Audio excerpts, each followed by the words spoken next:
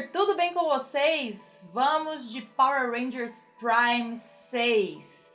Muita coisa está acontecendo. Essa é uma edição mais dedicada a um personagem específico. Talvez vocês consigam captar a dica pela cor de camisa que eu estou hoje. Mas vamos conhecer um pouco mais dessa mitologia, da história desse personagem. Lembrando para você que está caindo de paraquedas aqui no vídeo, nós estamos revisando a nova revista em quadrinhos de Power Rangers que chama Power Rangers Prime.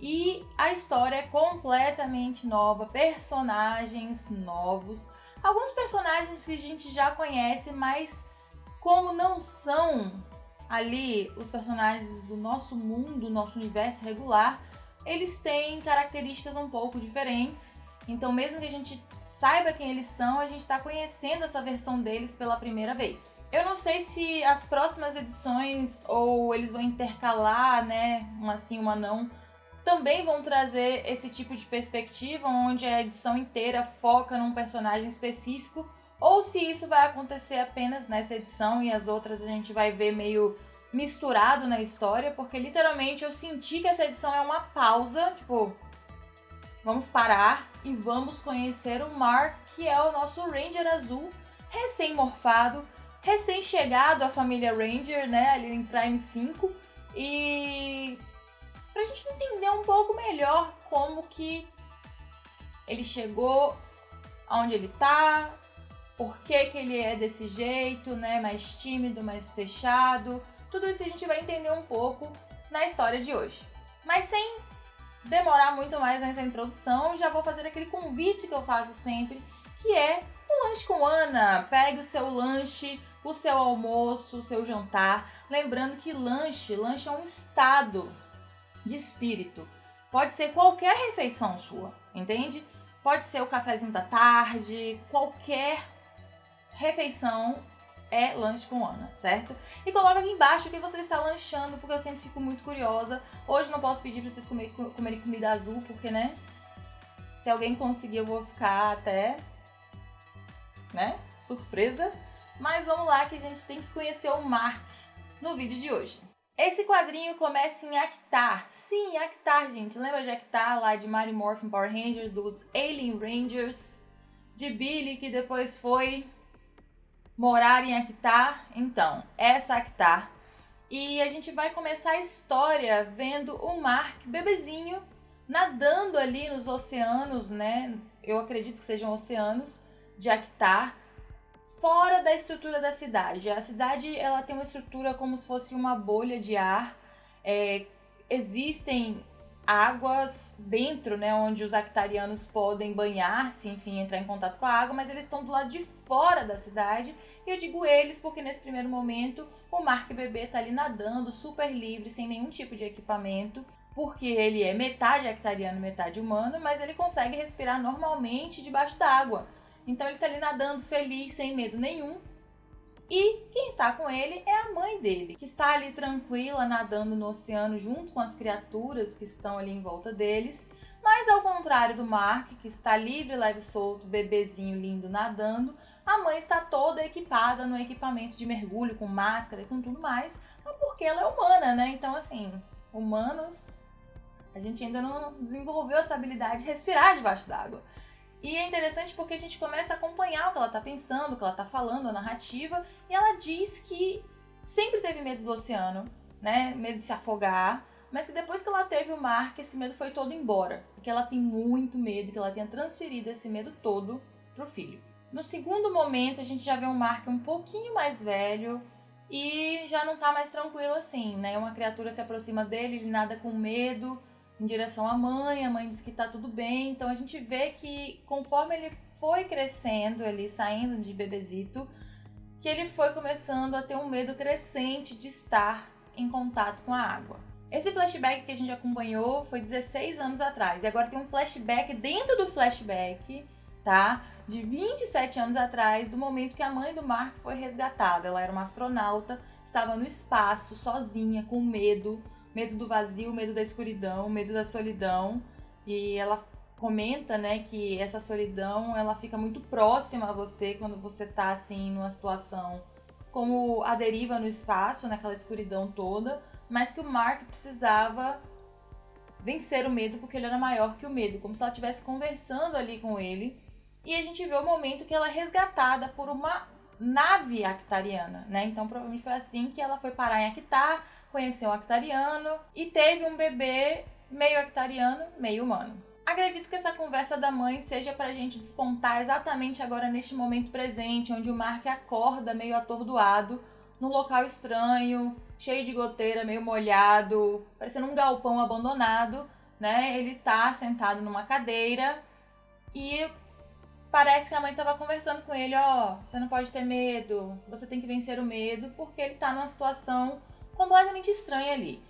Rapidamente ele percebe que o Ryan, né, o líder dos Troopers, entra na sala, mas entra na sala com uma atitude meio diferente, pedindo desculpas pelo local, pelas goteiras, pela sujeira, pela precariedade do local. Pergunta se o Mark tá bem, se ele quer uma toalha para se sentir mais confortável. Mas ao mesmo tempo o gestual dele não diz isso, né? Porque ele já pega ali uma cadeira, coloca bem de frente pro Mark. Uma coisa bem assim, cena de interrogatório, né? Vamos sentar aqui. E já começa a perguntar por que ele tá nervoso e tal. Quase uma intimidação sutil ali. E quando o Ryan pergunta isso, por que você tá nervoso, você tá assustado? Ele tem um transporte ali, né? A mente dele volta 14 anos atrás em Ellis Island, ali onde tem a Estátua da Liberdade, onde tá tendo ali um acampamento, né, com alguns sobreviventes, alguns refugiados já na Terra, e algum soldado eutariano está berrando o número do refugiado 082893. Se vocês prestarem atenção, esse número é a data de aniversário de Power Rangers e foi o número que eles escolheram para ser o número do Mark, né? E ele é uma criança, está morrendo de medo. Algum outro refugiado percebe que é ele, né? Aquele que está sendo gritado ali. E meio que os soldados percebem, só que ainda bem os soldados não são violentos com ele, né? Ficam mais assim assustados, mais surpresos, porque percebem que ele é um garoto actariano, mas não exatamente, né? Meio a meio, meio humano, meio actariano. E eles percebem que ele é sobrevivente ali de um massacre, de um problema que aconteceu ali em Actar, e que ele foi o único sobrevivente, que assim, dá pra entender por que ele tá com medo, por que ele não responde, assim, meio que um processo meio traumático. Um dos soldados pega a ficha do Mark, vê que ele tem 6 anos, vê que ele veio de Actar, vê que a mãe dele morreu num ataque da Brigada das Bestas, né, que foram os invasores, que, enfim, a gente vai ver isso mais pra frente no quadrinho. E, assim, meio que fala, olha, você tem sorte e tudo mais, etc. Mas, assim, não é assim que o Mark se sente, né? Ele meio que se encolhe ali. E eu acredito que essa seja, não a primeira, mas uma das mais importantes lembranças que ele tem relacionadas a medo, né? Assim, essa coisa do sentimento do medo de estar num planeta desconhecido, sozinho. A mãe dele morreu, ninguém sobreviveu, né? Então, assim, ele não se sente pertencente a lugar nenhum. Ele nunca tinha ido à Terra, ele chega na Terra nesse contexto, então dá pra entender, sabe? Por que ele se comporta dessa forma e por que ele tem tanto medo. E a posição que a gente vê o Mark se encolhendo lá no passado é a mesma que ele se encontra ali naquele momento com o Ryan, que faz de tudo pra deixar ele confortável de alguma forma, meio que falando que não foi culpa dele, que ele tá naquele lugar desconfortável. Nesse ponto eu não sei se eu acredito ou não nele, sabe? Se isso é uma técnica de intimidação ou se ele realmente não entendeu por que ele foi colocado ali naquele local bem insalubre, né? E ele tenta criar uma conexão. Sua mãe era astronauta, meu pai é cientista, eu tenho um cachorro, pipipopopó, assim, meio que criar um clima, que criar uma conexão, né? Mas o Mark já entendeu que aquilo ali é um interrogatório, então ele fala assim, o que você quer? Sabe, me fala logo. Isso pega o Ryan de surpresa, porque ele achou que ele ia conseguir usar uma técnicazinha ali pra se aproximar do Mark, mas não funcionou. Então ele faz a pergunta óbvia, né? Que O que são Power Rangers? O que aconteceu? Eu quero saber tudo sobre isso. O cara vai em cima, o que você sabe, me conte tudo, eu quero saber. E o Mark só responde que ele não sabe nada. E assim, gente, de verdade, o Mark não está errado, porque literalmente apareceu uma pedra lá, ele pegou e morfou e tentou lutar e foi isso, né? E claro que o Ryan não acredita e fala assim, pô, não, eu vi você lá pegando a pedra, se transformando, mas na real, aquele foi o primeiro contato do Mark com toda essa experiência. Então, assim, ele não tem realmente muito para compartilhar do jeito que o Ryan pensa, né? Talvez ele pense que foi uma coisa mais premeditada, uma coisa mais, né, pensada, mas é um momento vivido com um sentimento de que você foi escolhido para ser um Ranger e você aceitou. Não tem como explicar isso para outra pessoa, não é mesmo? Nisso voltamos para um flashback 14 anos atrás, em Análise, a capital de Actar, onde nós vemos Mark e a mãe numa piscina, né, onde várias crianças estão brincando, e o Mark está bastante constrangido e nervoso porque ele tem que usar uma bombinha para ajudar ele a respirar. E as crianças estão zoando ele, dizendo, ai, vem, entra na água, a gente promete que dessa vez a gente não vai roubar a bombinha. Ou seja, ele sofria bullying ali naquele contexto, né, por ser metade humano. A mãe tenta conversar com ele, dizendo que ele não precisa da bombinha, né, que é só quando ele fica nervoso e ansioso. Tenta contar uma história ali da Terra para fazer ele se sentir melhor, mas com razão ele fica com raiva e fala, a gente tá em Actar, a gente não tá na Terra, sabe? O contexto é outro, eu nem conheço a Terra. E ela diz que um dia quer levar ele até a Terra, mas só quando a Terra estiver livre, né? E ele pergunta, como assim? E ela explica, né, que a gente fica sabendo que os Eltarianos já tinham invadido a Terra, então já estava sob controle Eltariano, e os Eltarianos dizem que eles trazem liberdade, mas na verdade eles não trazem, né? Eles trazem ali um controle.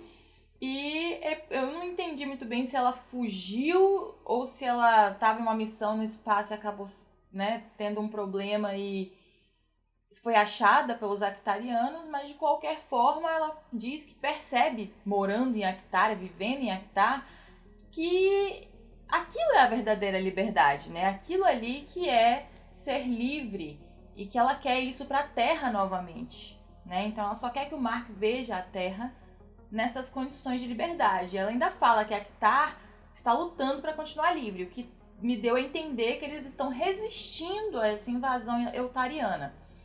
Só que, gente, esse momento que a gente está vendo aí é o momento da invasão da Brigada das Bestas. Então, enquanto eles estão ali, né, naquele momento da piscina, do lado de fora, algumas naves imensas estão se preparando e abrindo ali, né, as escotilhas para lançar torpedos. Os Actarianos começam a ver os torpedos se aproximando e acham que são criaturas que estão nadando próximas ou alguma coisa se deslocando no oceano. A mãe do Mark também pensa que são as baleias, né, que tem em volta. E, nossa, estão muito perto hoje aqui da cúpula da cidade. Mas rapidamente ela percebe, vinda da Terra, né, provavelmente de uma invasão, que não se trata de nada disso. Se trata de uma explosão. E só que não dá tempo, né? Tudo explode. Aí você me pergunta, mas Ana, se eles são actarianos, né, e vai entrar água, isso é realmente um problema? Eu me perguntei isso também. Eu falei, não sei, né? Depende de quão violenta é essa invasão e esses seres, né? A gente até vê quando começa a cidade a inundar, os actarianos só dizendo, gente, né, tentem se misturar na água e tal, mas pelo que eu entendi, esses seres eles entraram para fazer um extermínio, né? Então, mesmo que os actarianos tentassem entrar na água, eles iam ser perseguidos e eliminados. Nesse momento, o Mark e sua mãe são separados, ela é levada, né, para uma pessoa que passa com um jet skizinho, uma navezinha, e o Mark acaba ficando para trás, né, naquele caos, obviamente completamente desesperado. Mais uma lembrança, talvez essa seja a lembrança mais traumática dele. Então a gente entende, né, depois de conhecer isso, porque de todo esse travamento relacionado ao medo. A cena final desse flashback é assim, sabe, a paz, a calmaria após a tormenta? Então, Depois que a invasão termina, né, ainda tem ali uma dessas, vou chamar de bestas, porque eu não sei, né? A gente só tem essa informação de Brigada das Bestas, mas um desses soldados meio que tá mexendo, né, em caixas e tal, procurando alguma coisa, e ele é atingido por um soldado eltariano, que quando abre a tal caixa, encontra o Mark dentro, se escondendo, né, e fala, achei uma criança, talvez ele seja o único sobrevivente, coitadinho. Então, voltamos pro presente. Ryan diz sentir muito depois de ouvir toda aquela história, então não foi só uma lembrança do Mark. Pelo que eu entendi, o Mark contou aquilo pra ele, né? Pelo menos foi o que deu a entender dessa fala do Ryan, né?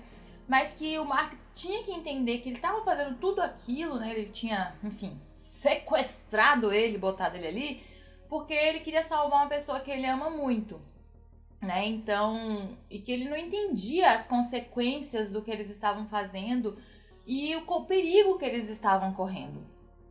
E eu acho que ele fala isso para tentar sensibilizar o Mark, né?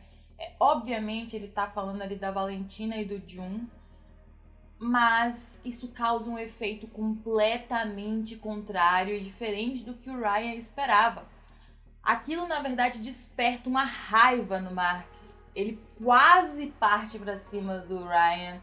Ele já se projeta pra frente com raiva e fala assim: você acha que eu não sei o que é medo? Você acha que eu não sei o que é estar em perigo? Eu estive com medo minha vida inteira. Medo de falar, medo de viver, medo de dizer para os soldados eltarianos que o corpo da minha mãe estava logo ali, no massacre. Eu sempre tive medo. Mas agora eu não vou ter mais medo não, você não vai conseguir me intimidar. E o Ryan vai ficando com medo, mas assim, as coisas vão acontecendo muito rápido. O Mark não tá amarrado, então ele saca o seu morfador e fala, eu sou um Power Ranger agora, eu não preciso ter mais medo. Enquanto ele tá falando isso, é lindo, o uniforme dele começa a se formar, até que ele morfa completamente, faz o seu roll call, né? Se auto-intitula de Prime Azul. E sem tempo pro Ryan ali reagir, ele já ataca, né? Dá uma joelhada, o Ryan vai parar lá na parede. Ele tenta ali iniciar a transformação trooper dele, né? E enquanto o Mark tem um ataque de fúria e começa a bater nele sem parar. Ele ficou assim, meio sem reação. E isso só é, assim, interrompido porque o JB entra na sala, né? Sem o Mark ver, e usa um aparelho ali e eletrocuta, né? Dá um choque no Mark, de costas, né? Pego de surpresa. E acaba causando a desmorfagem ali. E ele cai no chão desacordado. Provavelmente um choque muito forte, né? Porque, imagina, ele estava morfado e desmorfou e caiu no chão desacordado. E quando ele meio que tá assim, em cima do Ryan batendo, a gente não vê o Ryan, né? Que ele tá transformado, ele tira o capacete e ele tá assim na parede, tipo, meu Deus, o que foi que aconteceu, né? E os dois ficam surpresos, né? O JB fica surpreso pela agressividade e o Ryan fala, nossa, eu fui pego de surpresa, eu não esperava realmente isso. Mas ao mesmo tempo ele olha pro Mark no chão e fala, mas isso é bom, esse garoto é um lutador e ele vai precisar muito a partir de agora pra tudo que vem por aí, dando a entender que o negócio vai enfeiar. E a edição acaba assim, né? A gente não sabe muito bem como é que vai acontecer isso. Eu não sei se já é nesse momento que a gente vai começar a ver essa virada de chave dos Troopers pra ficarem ali ao lado dos Rangers, ou se isso vai demorar um tempinho ainda. Porque, gente, é claro isso, né? Toda vez que a gente tem um crossover de times de heróis, geralmente tem aquele momento contra pra depois eles, né, se juntarem. Então, eu tô aguardando esse momento.